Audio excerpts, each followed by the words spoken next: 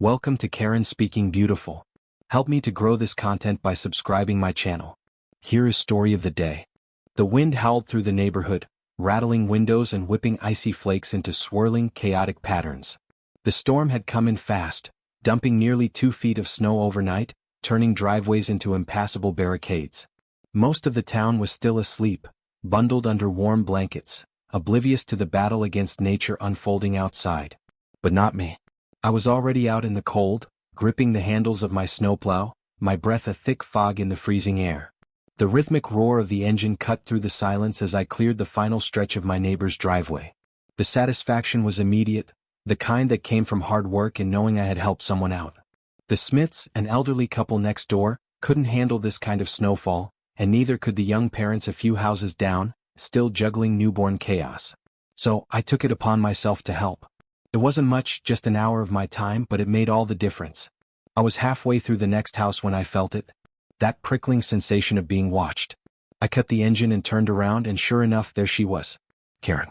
She stood at the edge of her driveway, arms crossed tight, wrapped in a pristine white coat that looked like it had never seen a single snowflake. Her face, already set in a permanent scowl, was twisted with barely contained rage, like she had spent the last 10 minutes working herself into a fury. I sighed and braced for impact. Do you mind telling me what you think you're doing? Her voice cut through the morning stillness, sharp and shrill. I wiped my gloved hands on my jacket. Clearing the driveways. Lot of snow last night. Karen's lips pursed like she had just sucked on a lemon. Yes, I can see that. But you're violating HOA regulations with that thing. She jabbed a manicured finger toward my snowplow like it was some kind of criminal. I blinked. How exactly? She scoffed as if I should already know. No unauthorized snow removal equipment is allowed. That includes personal plows. Only HOA-approved services can clear driveways. I stared at her, waiting for the punchline. Karen, it's just a snowplow. It's not like I'm tearing up the street. She let out a sharp breath, clearly irritated that I wasn't immediately bending to her will. It's the principle of the matter. There are rules. If we let people start plowing willy-nilly, what's next? People putting up their own fences? Painting their doors whatever color they please? She shook her head, disgusted at the very thought. We have a system for a reason. I exhaled slowly, biting back the obvious retort. The HOA plowing service won't be here for hours, I said evenly. Meanwhile, people are trapped in their homes. Some of our neighbors are elderly. Asterisk, not my problem. Asterisk, she snapped. If they wanted faster service, they should have thought about that before moving into an HOA community. We pay for these services and you're just undermining them with your little side project. Unbelievable. I adjusted my grip on the snowplow's handle, considering my options. I could argue, but it was clear she wasn't interested in logic. She didn't care that I was helping people. She just wanted control. Look, I'll be done in a few more minutes, I said, keeping my voice level. No harm done. Karen's eyes flashed. Oh, there'll be harm, all right. I'll be reporting you to the HOA board for unauthorized maintenance. Expect a fine. I clenched my jaw. This was insane. I wasn't damaging anything. I wasn't charging people. I was literally just helping. But Karen had made up her mind and there was no changing it. Before I could say another word, she spun on her heel and stomped back toward her house, her boots crunching angrily in the snow. I watched as she disappeared inside, no doubt already drafting an angry email. The tension in my chest tightened. Fine. If that's how she wanted to play it. I restarted the engine and got back to work, but the satisfaction was gone. The morning that had started with goodwill and purpose now felt tainted, and I knew, deep down, this wasn't over. Not by a long shot. The warning letter arrived the next day, slipped neatly into my mailbox like a snake waiting to strike. The HOA's official letterhead was stamped at the top, cold and impersonal. Mr. Thompson, per the HOA regulations, only approved snow removal services are permitted to operate within our community. Failure to comply may result in fines or additional action. Consider this your first and final warning. No signature. No direct acknowledgement of what I had done, just a sterile threat designed to remind me of my place. I didn't need to ask who was responsible. Karen had wasted no time. I could picture her sitting at her laptop, eyes gleaming as she typed out her complaint, savoring every self-righteous keystroke. She hadn't just scolded me and moved on. No, that would have been too easy. She wanted consequences. She wanted to make sure I knew she had the power here. I folded the letter in half and shoved it into my jacket pocket, jaw tight. Across the street, Karen stood by her mailbox, watching. She wasn't even subtle about it. The moment I locked eyes with her, she smirked, tilting her chin up like a queen surveying her conquered land. I could almost hear her unspoken words. Lesson learned? The urge to walk over there and tell her exactly what I thought of her little stunt was strong. But I knew better. Karen thrived on drama. She wanted me to snap, to argue, to give her another reason to sick the HOA on me. I refused to give her the satisfaction. Instead, I turned and walked back inside. But the anger didn't fade. It simmered, hot and steady, just beneath the surface. That night, the storm rolled in again, heavier than before. By morning, the entire neighborhood was buried under another foot of snow. Driveways vanished, cars became mounds of white, and the streets looked like an untouched tundra. The HOA's plowing service was nowhere to be seen. By noon, people started to worry. Elderly neighbors peeked out of frosted windows, looking stranded. A family a few houses down struggled to clear a path for their car, but the ice underneath made it nearly impossible.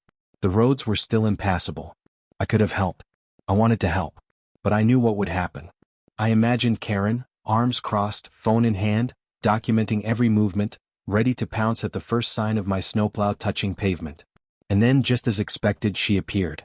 She strolled outside, bundled in a coat that probably cost more than my entire plow, her smugness cutting through the cold like a blade. She wasn't struggling like everyone else. Her driveway had been cleared first thing in the morning, because, of course, she had the HOA's contracted service on speed dial. Her little power trip was complete. She had won. I watched her for a moment, taking it all in. The way she preened, the way she pretended not to notice the neighbors struggling. Something shifted in me. No, this wasn't over. She wanted control? Fine. Let her think she had it. For now. The storm hit harder than the forecasts predicted. By nightfall, the roads were buried under another thick layer of snow, and the wind howled through the streets, rattling windows and bending trees under its relentless force. The town's emergency alerts warned residents to stay indoors, but for me the blizzard wasn't a warning, it was an opportunity. Karen had made herself clear. She wanted to enforce the rules, to remind everyone who was in charge. She had taken something simple, something kind, and turned it into a battle of power. But power wasn't just about rules, it was about control. And she had handed me the perfect way to take it from her. I waited. By midnight, the streets were silent, save for the occasional gust of wind that sent flurries swirling under the streetlights. I bundled up, pulled on my gloves, and stepped outside. The cold bit into my skin, sharp and unforgiving, but I barely noticed. My snowplow rumbled to life, the headlights cutting through the swirling frost like twin daggers.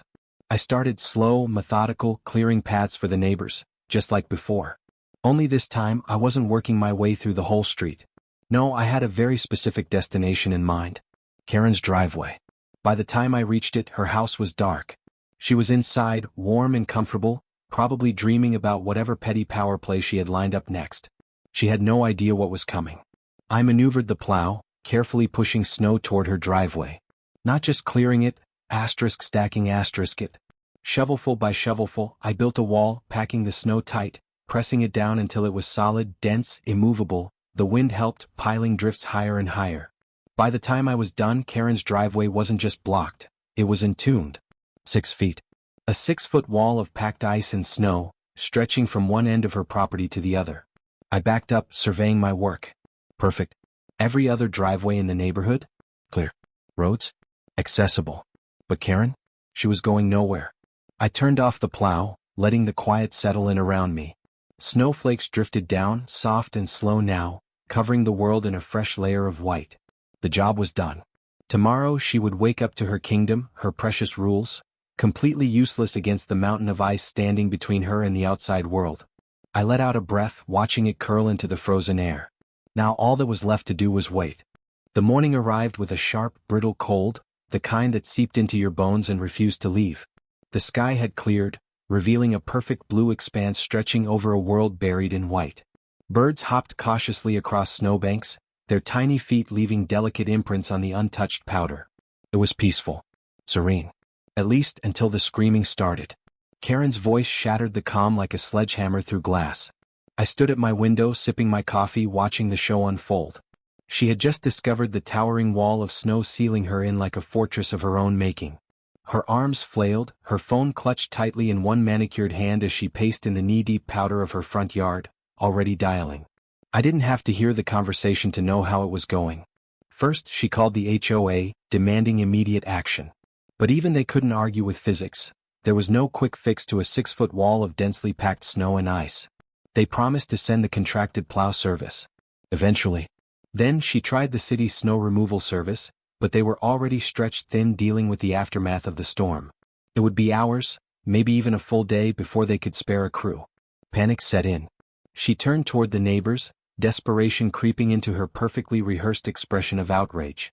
She stormed across the street to the Andersons, her voice carrying through the crisp morning air. "You have a shovel, don't you?" she barked. Mr. Anderson leaned on his porch railing, sipping his own coffee.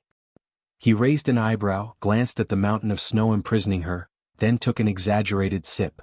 "Sure do." Karen huffed. "Then help me." Mr. Anderson glanced down at his freshly cleared driveway, the one I had plowed the night before. Then, without a word, he turned and walked back inside, closing the door behind him. One by one she went to the other houses. The Smiths, the Rodriguezes, even the young couple who had just moved in last summer. Every single one of them shook their heads. I had made sure of it. Because last night, after I finished my work, I sent a simple message in the neighborhood group chat. Karen made it clear. Only HOA-approved services can handle snow removal. Let's make sure we all follow the rules.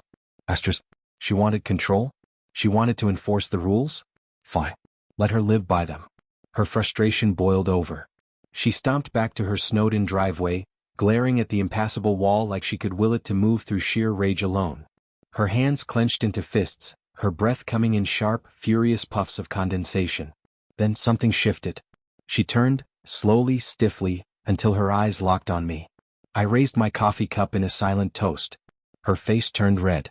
She stomped through the snow toward my house, her boots sinking deep with every step.